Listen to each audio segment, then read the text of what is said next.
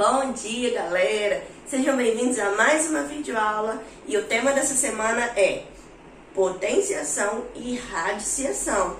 Então vamos fazer um resumo? Primeiro vamos ver os elementos que a gente tem aqui dentro de uma potenciação. Olha o que a gente tem, ó. A gente tem aqui a base, que é aquele número grande que fica embaixo, sabe? A base. Aí depois a gente tem um expoente, que é o númerozinho pequenininho que fica em cima.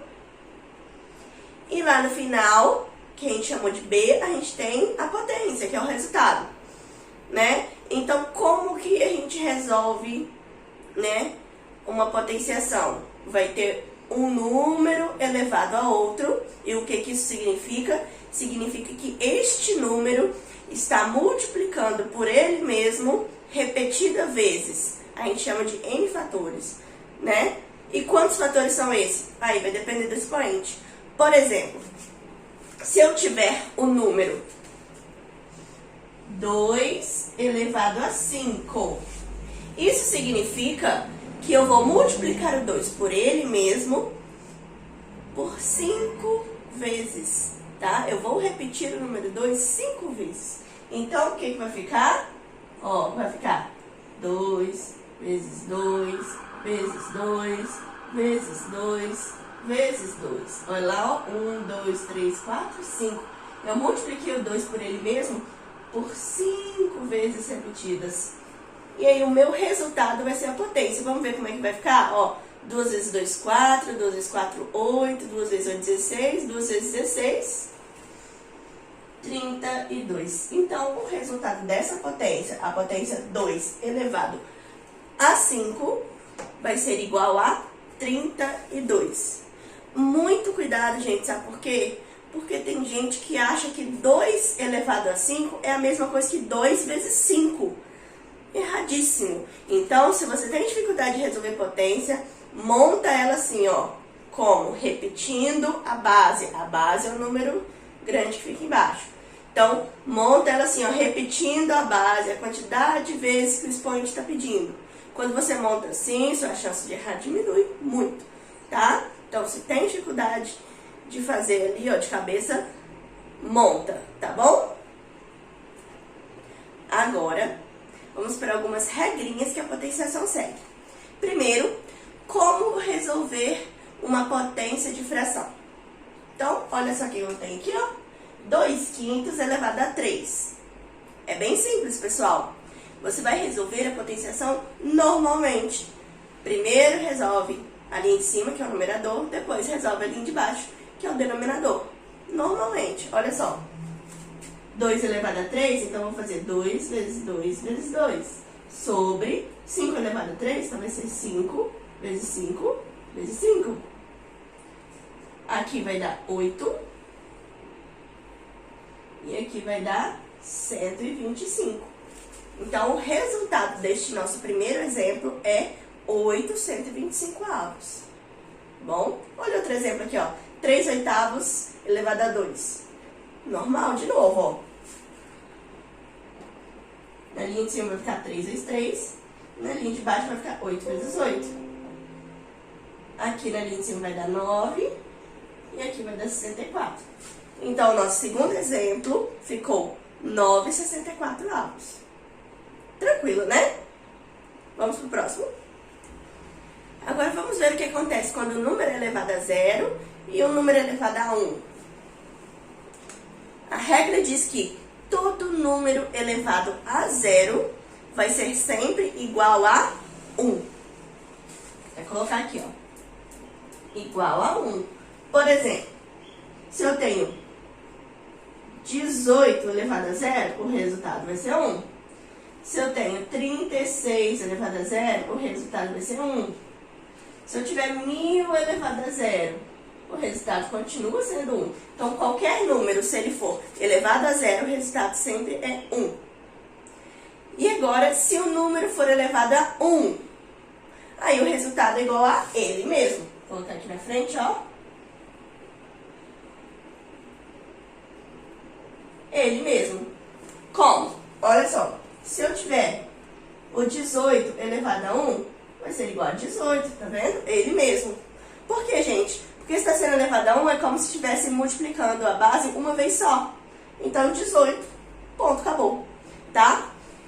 Se eu tiver 36 elevado a 1, é igual a 36. Ele mesmo.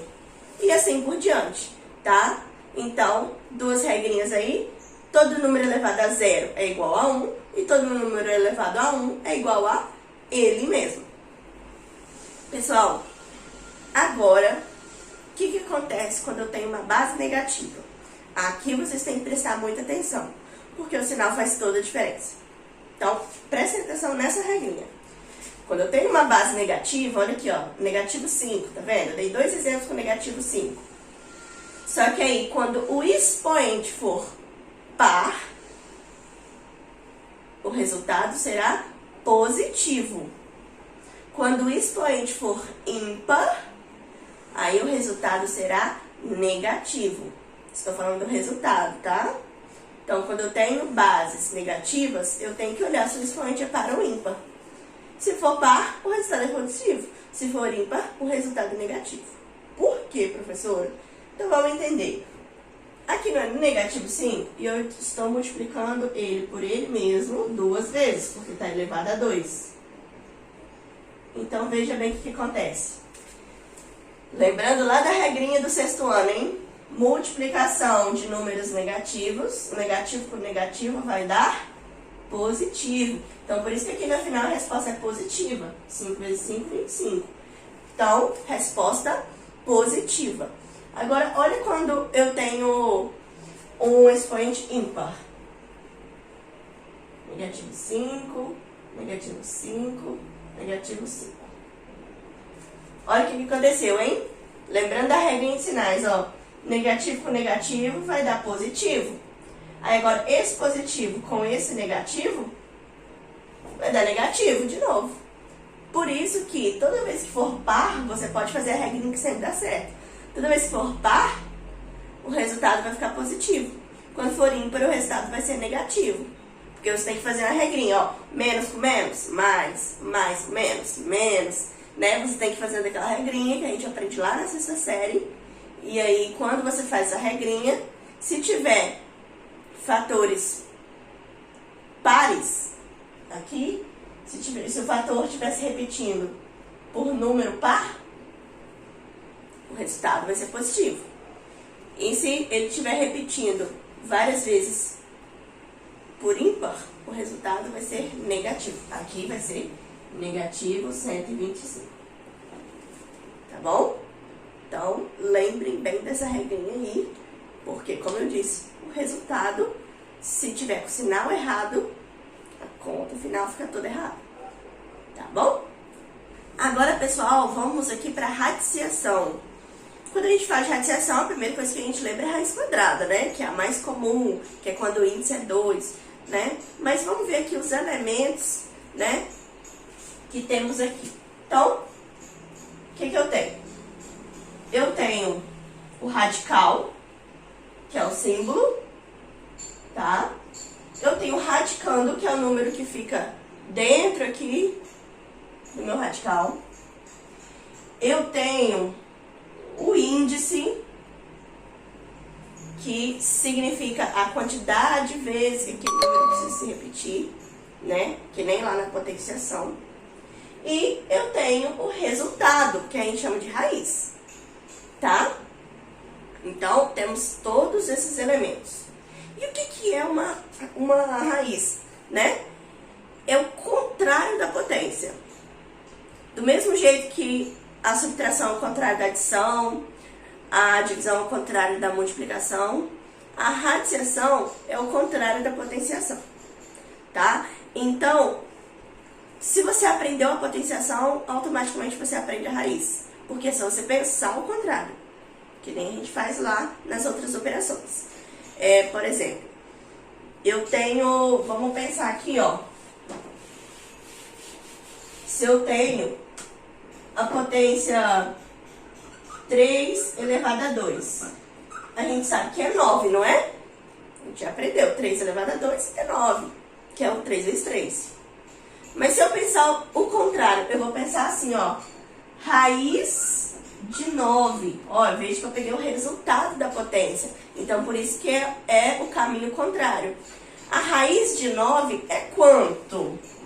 Então, quando eu pergunto quanto é uma raiz, eu tenho que pensar o seguinte: que número multiplicado por ele mesmo vai dar 9?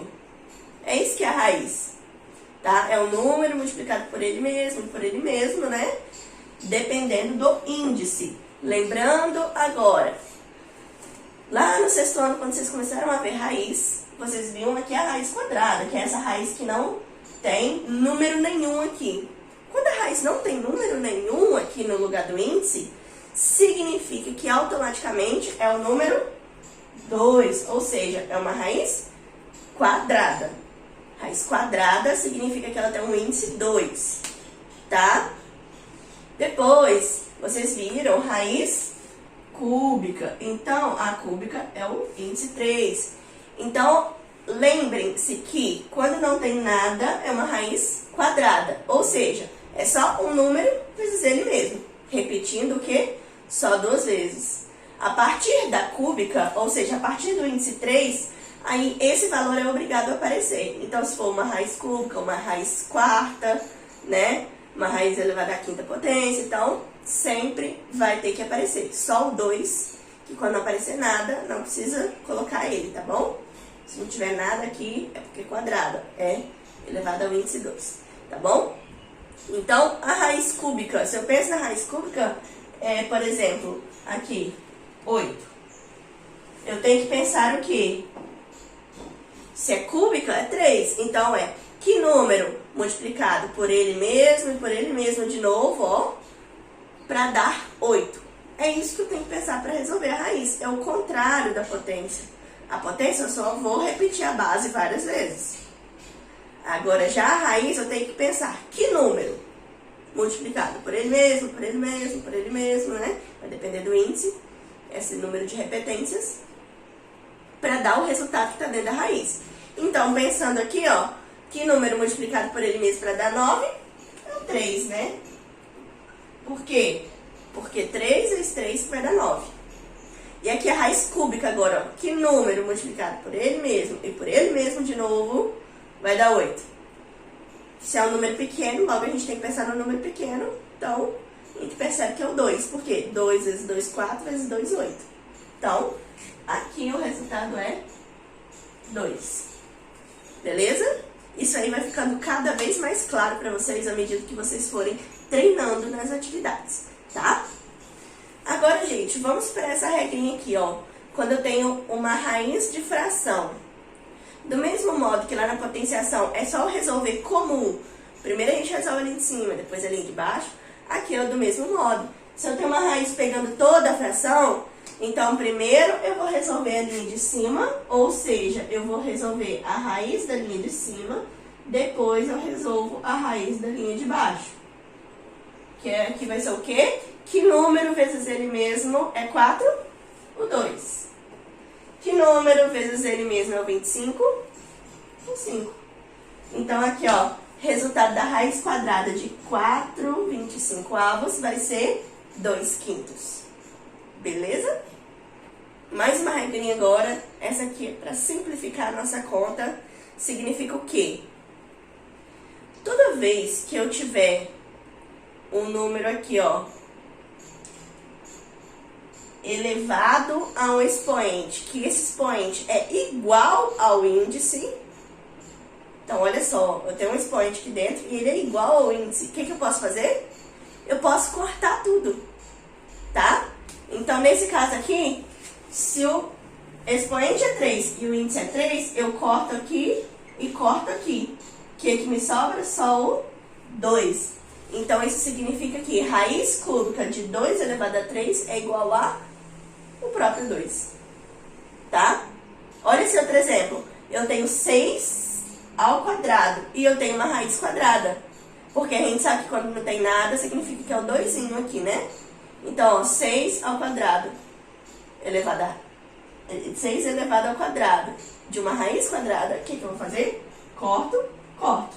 Sobrou só o quê? Só o 6. Por que que isso acontece, gente? Porque, olha só, Vamos resolver esse daqui, ó. Vou escrever de novo. Raiz quadrada de 6 ao quadrado. Olha só o que acontece aqui. Se eu for resolver isso daqui, o que eu vou fazer? Primeiro eu vou resolver o que está dentro da raiz e depois eu extraio ela. Então, 6 ao quadrado vai ser 6 vezes 6. Opa! 6 vezes 6, dentro da raiz. Que vai ser o quê? 36. E aí, depois que eu resolver o que está dentro da raiz, eu vou extrair a raiz, tá ok? Que número multiplicado por ele mesmo dá 36? O 6. Que olha aqui, ó. Um número multiplicado por ele mesmo. Então, veja que você não precisa fazer toda essa conta. Se eu tenho um expoente, que é o mesmo valor do índice, é só eu cortar os dois, que o resultado vai ser a própria base ali, tá bom? Fácil, né? Por último, gente, aqui, ó, eu tenho raiz de 0. Toda raiz de 0 é sempre 0. Não importa o índice, tá? Por quê? Porque 0 vezes 0, vezes 0, vezes 0, infinitamente, sempre vai ser 0. Então, não importa qual seja o índice que está aqui, se é 2, se é 3, se é 4, se é 10, não importa o índice. Uma raiz de 0 é sempre 0. Beleza? E acabamos a nossa aulinha por aqui. Espero que vocês tenham entendido bem. Qualquer dúvida pode me chamar lá no WhatsApp, tá bom? Que eu ajudo vocês. Tenham uma ótima semana, resolvam as atividades que eu mandei pra vocês e a gente se vê na próxima aula. Beijinhos, tchau, tchau!